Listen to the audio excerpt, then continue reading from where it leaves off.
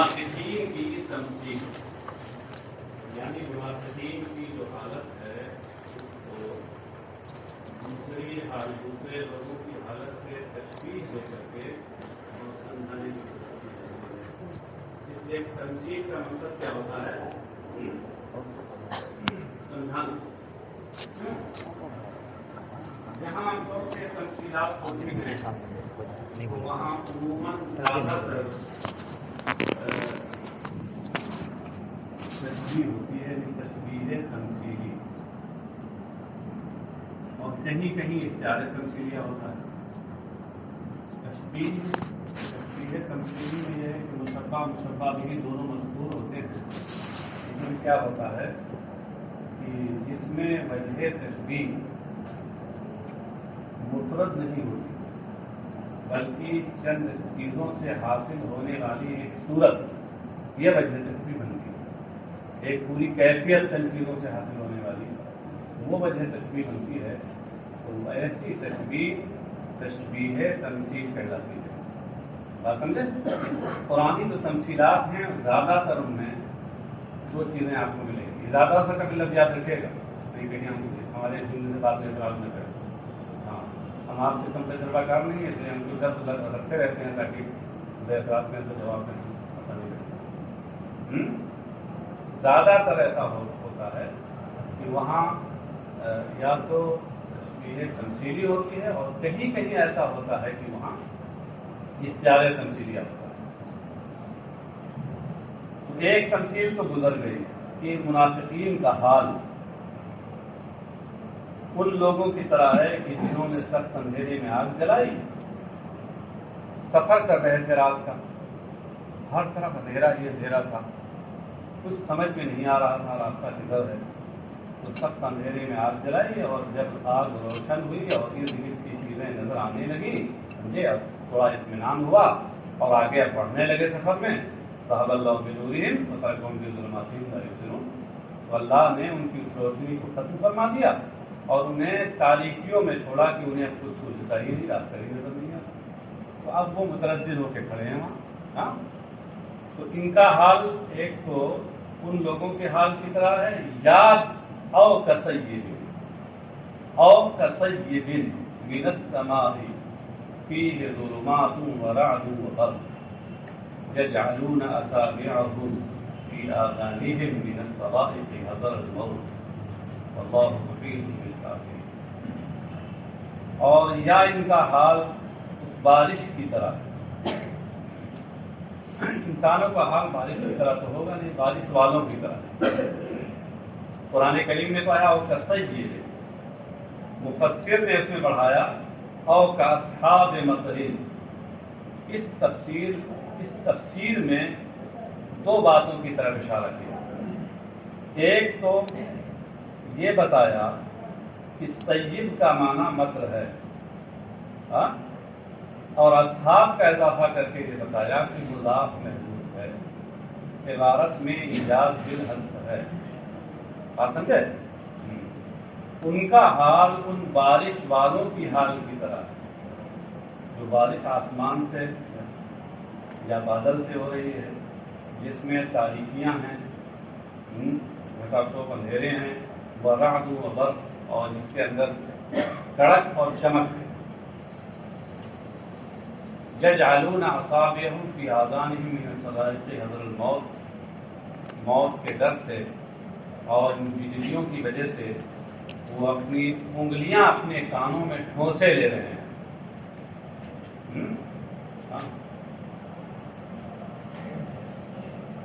واللہ محیط بالکافرین۔ اور آگے پھر فرمایا گیا کہ یکاد البرق یخطف ابصارهم کلما اضاء لهم مشوا فیہ واذا اظلم علیہم قاموا۔ اور قریب ہے کہ بجلی ان کی آنکھوں کو اچک لے جائے، جب اس میں ان کے لیے روشنی ہوتی ہے تو اس میں چل پڑتے ہیں، اور جب تاریکی ہو جاتی ہے تو کھڑے رہ جاتے ہیں، حیران و پریشان ہو۔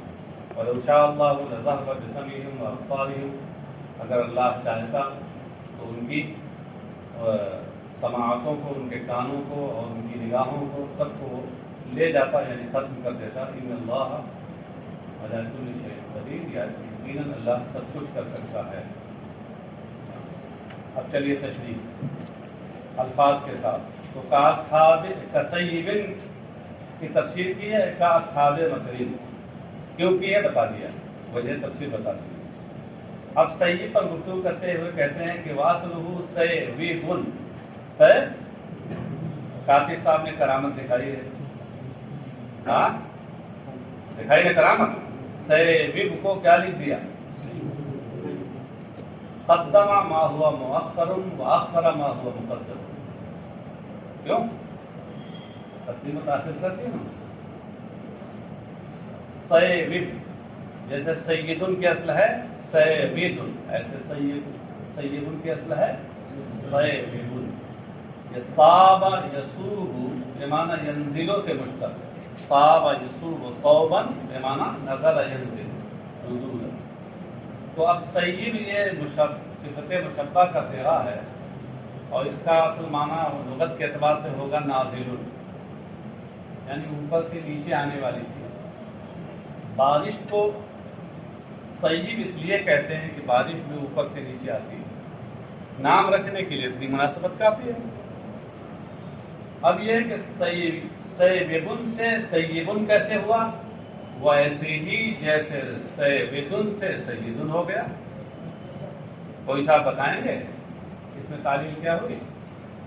ذرا بلند آواز میں۔ سید کی تعلیل کسی کو نہیں معلوم؟ واو یہ جہاں دو واو یا اکٹھا ہو اور ان میں پہلا ساکن ہو، ہاں تو کیا کرتے ہیں؟ اس کو یا سے بدل کر اور یا کو یا میں ادغام کر دیتے ہیں۔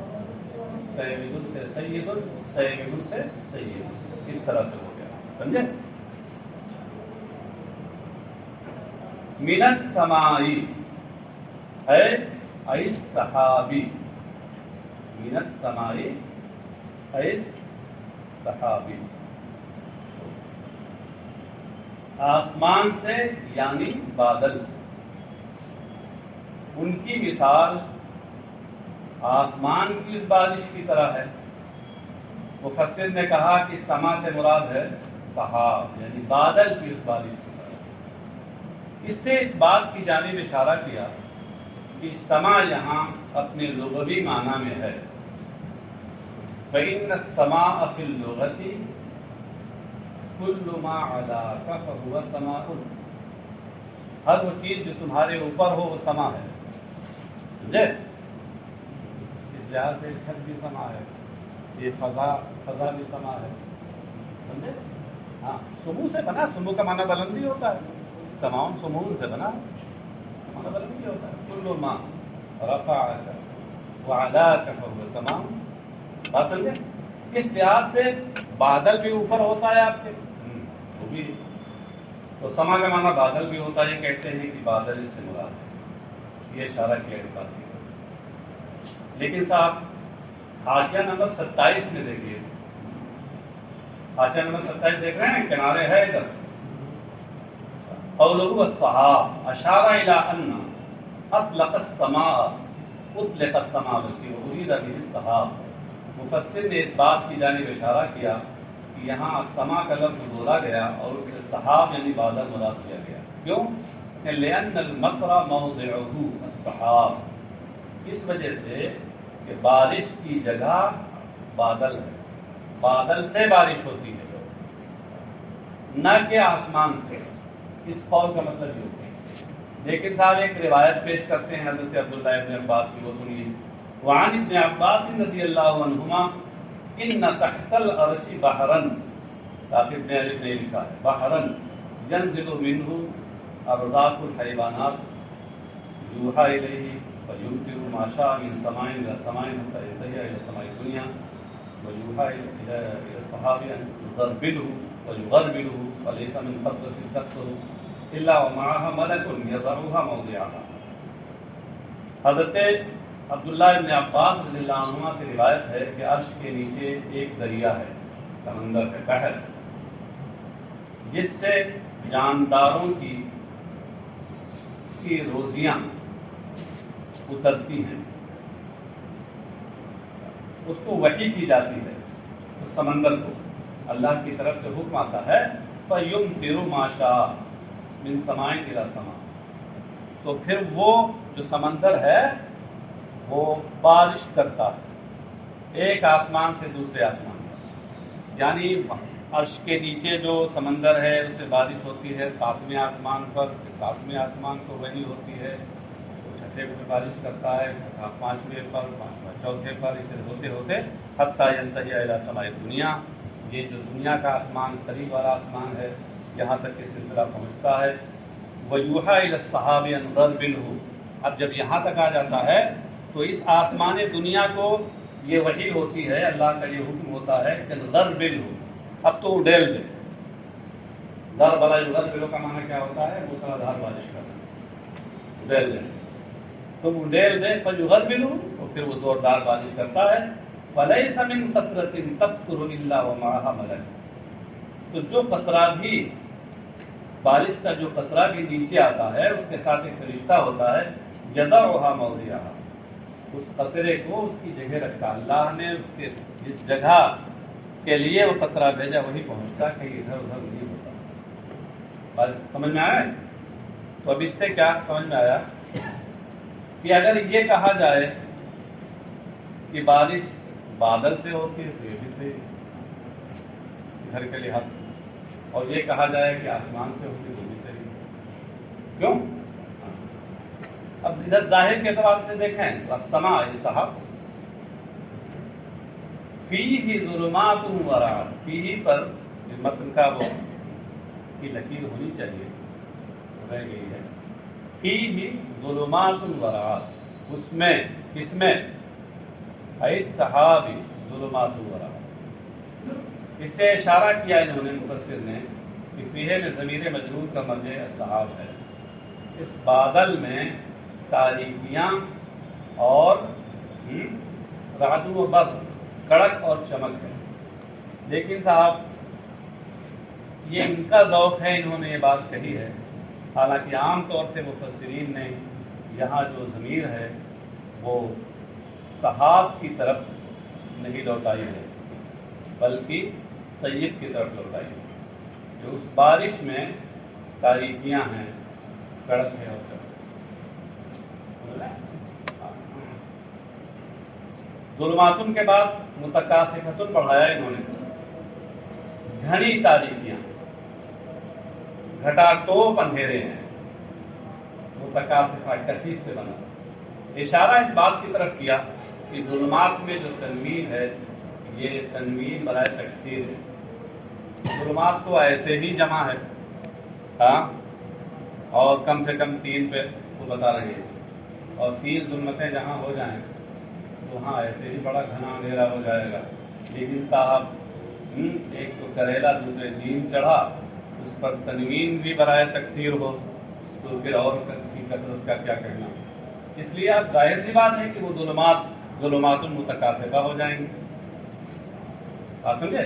یہ اشارہ کیا وَرَعْدٌ، اور اس میں کڑک ہے، اور آگے کیا ہے؟ وَبَرْقٌ، اور چمک ہے۔ رعد اور برق سے کیا مراد ہے؟ بعض لوگوں نے کہا کہ رعد سے مراد نہیں وہ آواز ہے جو آواز بادل سے سنی جاتی ہے، بادل گرجتا ہے تو گرج کی آواز سنتے ہیں، کڑک کی آواز وہ مراد۔ اور بعض حضرات نے کہا کہ اصل میں اللہ تبارک و تعالیٰ نے ان بادلوں کو ہانکنے کے لیے ایک فرشتہ مقرر کیا، گھوڑا لے کر کے اور ہانکتا ہے، مارتا ہے، جیسے گھوڑوں کو ہانکنے کے لیے، جانوروں کو ہانکنے کے لیے لوگ ہوتے ہیں، تو ایسے فرشتہ مقرر ہے۔ تو جب وہ مارتا ہے کوڑا اور وہ نورانی کوڑا ہے تو اس سے ایک چمک پیدا ہوتی ہے، یہ برق ہے، اور جو اس کی آواز ہوتی ہے وہ رعد ہے، کڑک ہے۔ رعد هو الملک الموکل بہ، کہ رعد سے مراد وہ فرشتہ ہے جو اس پر مقرر کیا گیا ہے۔ یہ ایک تفسیر ہوئی۔ وقیل صوتہ، اور کہا گیا ہے کہ اس کی آواز، فرشتے کی آواز۔ وبرق، اور چمک، یعنی لمعان صوتہ الذی یزجرہ بہ، یہ اس کے فرشتے کے کوڑے کی وہ چمک ہے کہ جس کوڑے سے وہ بادل کو ہانکتا ہے۔ زلزلہ یزجرہ کا معنی کیا ہوتا ہے؟ ڈانٹنا، پھٹکارا۔ یجعلون اصابعہم فی آذانہم، یجعلون اے اصحاب السیرین، یہ تفسیر کیوں کی؟ کیا بتانے کے لیے؟ صرف ضمیر کا مرجع بتانے کے لیے۔ وجہ تفسیر یہاں کیا ہے؟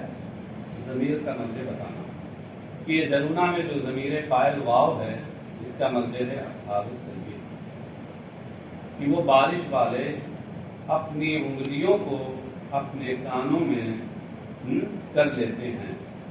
اصابعہم کے بعد کہتے ہیں اے اناملہا، انامل کسے کہتے ہیں؟ انگلیاں تو بھائی یہاں سے لے کر یہاں تک یہ انگلی ہے، اور پور کا مطلب یہ پہلا جو یہ حصہ ہے۔ اب آپ یہ بتائیے کہ کیا کوئی پوری انگلی اپنے کان میں کر لیتا ہے؟ کان رہے گا تو کچھ اور بن جائے گا۔ تو صاحب یہاں پر اصابع بولا گیا لیکن مراد انامل ہے، لفظ بولا گیا اس کا معنی حقیقی مراد نہیں ہے، معنی مجازی مراد ہے، اور وہ ہے انامل۔ معنی حقیقی اور معنی مجازی کے درمیان علاقہ مشابہت کا نہیں ہے بلکہ علاقہ کلیت ہے۔ کل بولا گیا اور جز مراد دیا گیا، علاقہ کلیت ہے یہاں، تو اس کو کیا کہیں گے؟ مجاز مرسل کہتے ہیں، یعنی بطور مجاز مرسل اصابع سے انامل مراد ہے، سمجھ رہے ہیں؟ ہاں، اور اس میں بلاغت جانتے کیا؟ بلاغت اس کے اندر یہ ہے کہ اتنا وہ ڈرے ہیں، اتنا ڈرے ہیں کہ اگر ان کا بس چلتا تو پوری انگلی گھسیڑ دیتے کان میں، اس لیے اصابع کہا گیا۔ آپ سوچتے ہوں گے کہ جب انامل ہی کہنا تھا تو اصابع کہنے کی کیا تھا؟ اس میں فائدہ کیا؟ فائدہ یہی بتانا ہے کہ اس طرح وہ ڈرے ہوئے تھے کہ اگر ان کا بس چلتا تو انامل کے بجائے اصابع ہی پورے اندر کر لیتے کانوں میں، اس لیے اصابع کہا گیا۔ انامل کہنے میں یہ بلاغت نہ ہوتی، تو وہ بارش والے اپنے انگلیوں یعنی اپنے کوڑوں کو اپنے کانوں میں ٹھونس لے رہے ہیں۔ من الصواعق، من کے بعد اجل بڑھایا، اجل یعنی جیم کے سکون کے ساتھ، ایک ہے اجل اور ایک ہے اجل۔ اجل کا معنی ہوتا ہے سبب اور اجل کا معنی مدت، دونوں میں فرق ہے۔ یہاں جو یہ اجل ہے، یہ خیال رہے کہ حروف جازہ کے بعد جو سببیت کا معنی دیتے ہیں کبھی کبھی یہ لفظ استعمال ہوتا ہے، جیسے مفعول لاجلہ، مفعول لاجلہ، بعض لوگ تو اس کی موت لے آتے ہیں اجل ہی پڑھ کے، مفعول لاجلہ ہی پڑھ لیں گے تو بے وقت موت لے آئیں گے، اجل ہی ہے جیم کے سکون کے ساتھ جس کا معنی سبب ہے۔ تو یہاں یہ بڑھا کر کے مفسر نے اس بات کی طرف اشارہ کیا کہ من یہاں سببیہ ہے، معنی تو اس کے اور بہت سے ہیں لیکن یہاں سببیت کے معنی ہے۔ من الصواعق، صواعق صاعقۃ کی جمع ہے، معنی کیا ہے اس کا؟ شدت صوت الرعد، کہ وہ کڑک کی سخت آواز کی وجہ سے، بجلیوں جس کو کہتے ہیں بجلیوں کی وجہ سے وہ اپنے کانوں میں انگلیاں ٹھونسے لے رہے ہیں، لئلا یسمعوہا، تاکہ اسے وہ سن نہ سکے۔ یہ سوائے کی جو تفسیر کی ہے صرف اس کا معنی بتا دیا بس لوگوں۔ حضر الموت، حضرہ کے بعد توفہ بڑھا کر کے حضرہ کا معنی سے بتایا بس۔ حضر الموت من سماعہا، یعنی اس کے سننے سے موت ہو جانے کے ڈر سے، مر جانے کے ڈر سے۔ تو حضرہ یہاں توفہ کے معنی میں ہے اور یہ مفعول لہو ہے، یہ جلونا کا۔ کذالک ہؤلاء، یہاں سے مفسر اسی تمثیل کی توضیح کر رہے ہیں اور بتائے رہے ہیں کہ یہاں دیکھیے تمثیل میں دو چیزیں ہیں، ایک تو ہے مشبہ اور ایک ہے مشبہ بھی۔ مشبہ کون ہے؟ ان منافقین کی حالت ہے نا، اور مشبہ بھی کیا ہے؟ ان بارش والوں کی حالت۔ ٹھیک ہے نا؟ تو مشبہ بہی کو تو قرآن کریم میں واضح کر دیا گیا ہے، مگر جو یہ مشبہین ہیں منافقین، ان کی حالت کو واضح نہیں کیا گیا ہے اس آیت میں یہاں پہ، تو اس لیے مفسر یہاں مشبہ کی حالت کو واضح کر رہے ہیں، کہتے ہیں کذالک ہؤلاء، یہی حال ان منافقین کا ہے، اذا نزل القرآن، جب قرآن نازل ہوتا ہے، وفی ہے ذکر الکفر، اور آگے ہے والوعید علیہ، اور آگے ہے والحجج البینۃ، جب قرآن نازل ہوتا ہے اور اس میں کفر کا ذکر ہے اور کفر پر وعید کا ذکر ہے اور اس پر اس میں روشن دلائل کا ذکر ہے، ان سب چیزوں کا قرآن میں ذکر ہے، اس کفر کا ذکر ہے جو کفر تاریکیوں کے مشابہ ہے، اور اس کفر پر اس وعید کا ذکر ہے کہ جو وعید یہ کڑک اور بجلی کے مشابہ ہے، اور اس پر روشن دلائل کا ذکر ہے کہ جو روشن دلائل بجلیوں کے مشابہ ہیں۔ اس قرآن میں یہ تین چیزیں ہیں اور تین کے مشابہ ہیں۔ تو جب ایسا ہوتا ہے یصدون آذانہم، جب ایسا قرآن نازل ہوتا ہے تو یہ منافقین اپنے کانوں کو بند کر لیتے ہیں، لئلا یسمعوا، تاکہ اسے نہ سنیں، ویمیلوا الی الایمان وترک دینہم وہو عندہم موجود، تاکہ ایسا نہ ہو کہ اسے سن کر وہ ایمان کی طرف مائل ہو جائیں اور اپنے دین کو چھوڑنے کی طرف مائل ہو جائیں، کیونکہ یہ تو ان کے نزدیک موت کے مترادف ہے۔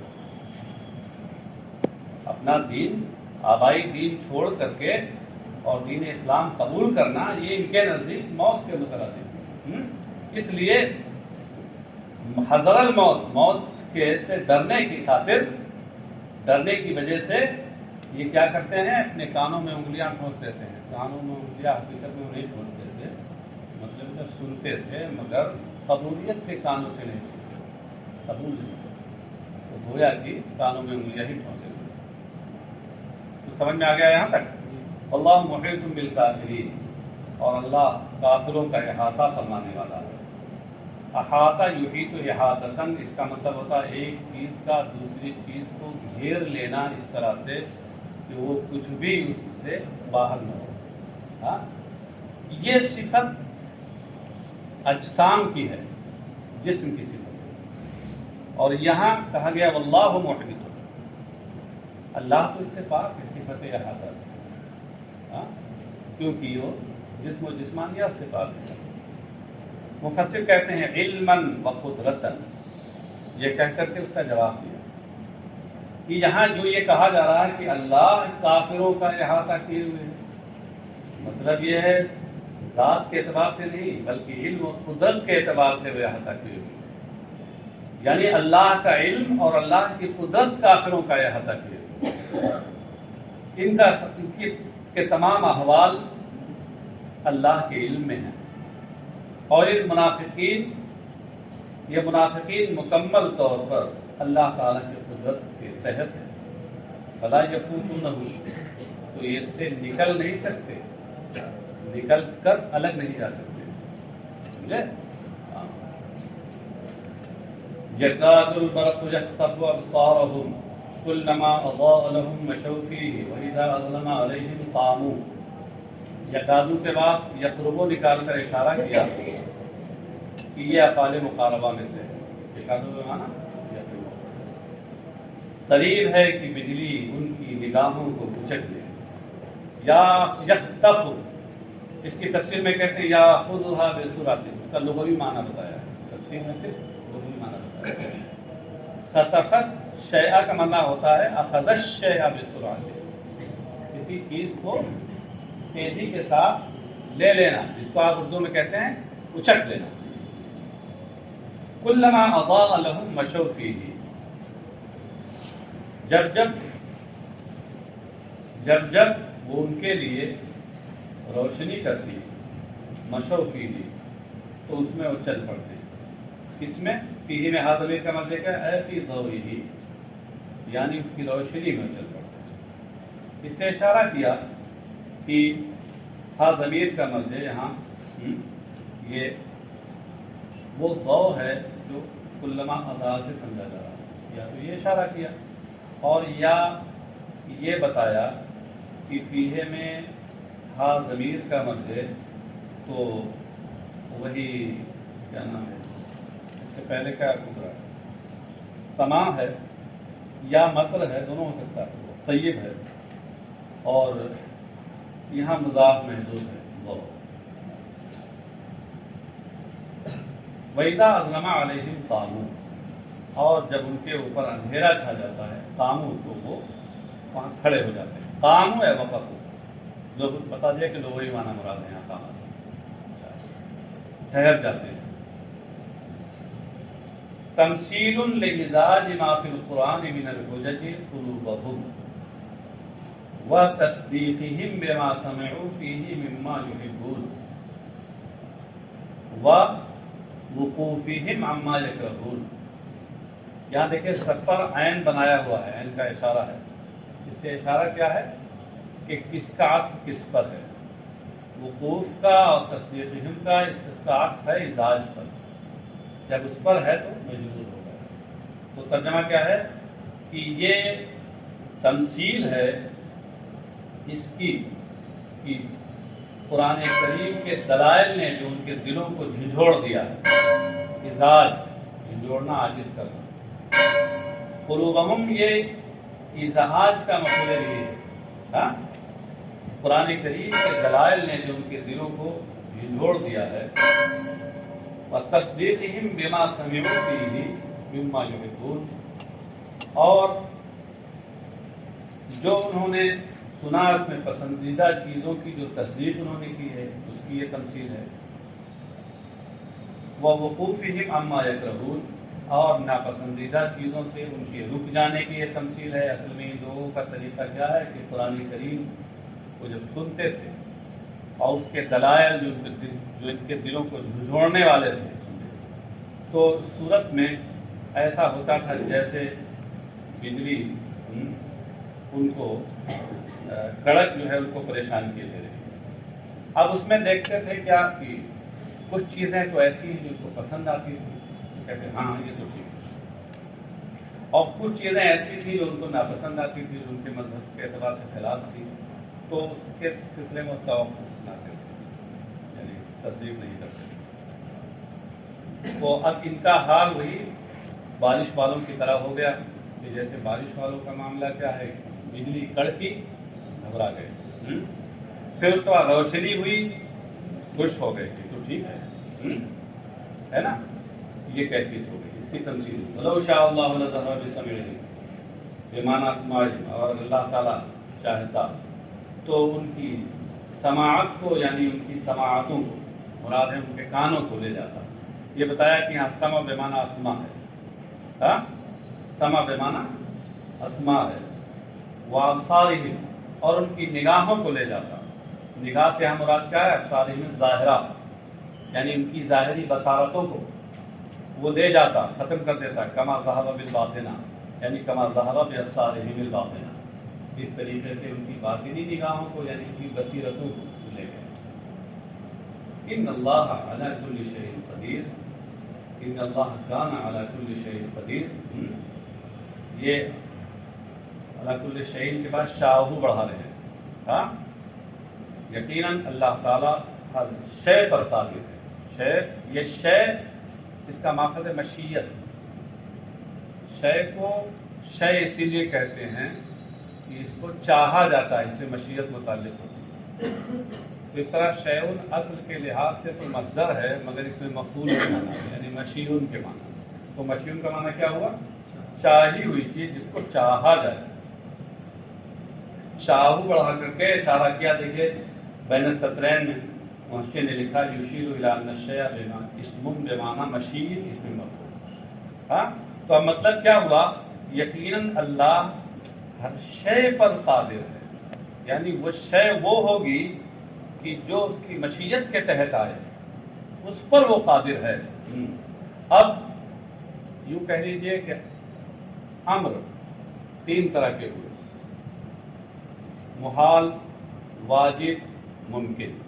ہاں، واجب جس کا ہونا ضروری ہو، محال جس کا نہ ہونا ضروری ہو، اور ممکن جس کا عدم و وجود برابر ہو, صحیح نا. اب آپ بتائیں کہ جس کا ہونا ضروری ہے مشیت کا اس سے کوئی تعلق ہے نہیں, اور جس کا نہ ہونا اس کی نفی اور عدم ضروری ہے مشیت کا اس سے تعلق ہے. جب وہاں ضروری ہو گئے تو مشیت کہاں رہے گا؟ ہاں, اب مشیت کس میں ہوگی؟ ممکن ہی میں ہوگی. ہاں, اس سے اشارہ کیا مفسر نے اس بات کی طرف کہ شے سے مراد یہاں شے ممکن ہے. سمجھے؟ قدرت الہی کا تعلق صرف ممکنات سے ہوتا ہے, محالات و واجبات سے نہیں ہوتا. اللہ کی ذات واجب ہے, اس کی صفات واجب ہیں, ان سے اللہ کی قدرت کا تعلق نہیں ہے.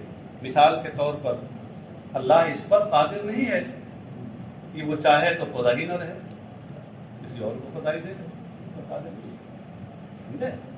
ہاں, دوسرے کو خدا بنا دے اس پر قادر نہیں ہے, کیونکہ یہ تو محال ہے.